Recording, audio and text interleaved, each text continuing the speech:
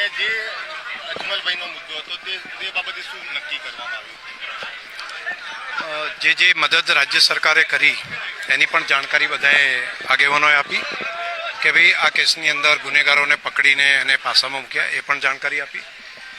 બાકી એના ઉપર એફઆઈઆર કરી એ પણ જાણકારી બધાએ સમાજના આગેવાનોએ વાત કરી આપી.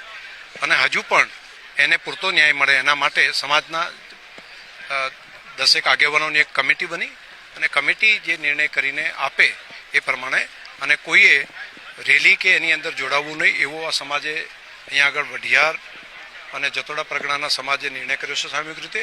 અને સમાજને એમને હજુ વધારે ન્યાય કઈ રીતે મળે એ બાબતે સમાજના આગેવાનો બેસીને એ સાંજ સુધીમાં નક્કી કરશે. હા, કોઈ પણ ઘટના બનતી હોય તો કેટલાક લોકો મદદ કરે અને કેટલાક માત્ર વિડીયા બનાવીને મૂકે. મદદ કરવાવાળા મદદ કર્યા કરે અને જેને વિડીયા બનાવીને મૂકવા છે એ લોકો વિડીયા બનાવીને મૂક્યા કરે. સોશિયલ મીડિયાની અંદર બધાએ જેટલું મૂકે છે એટલું બધું સાચું નથી હોતું. એની મર્યાદા સાચવીને બધાએ આકલન બિટવીન ધ લાઇન બધાએ સમજવું પડે.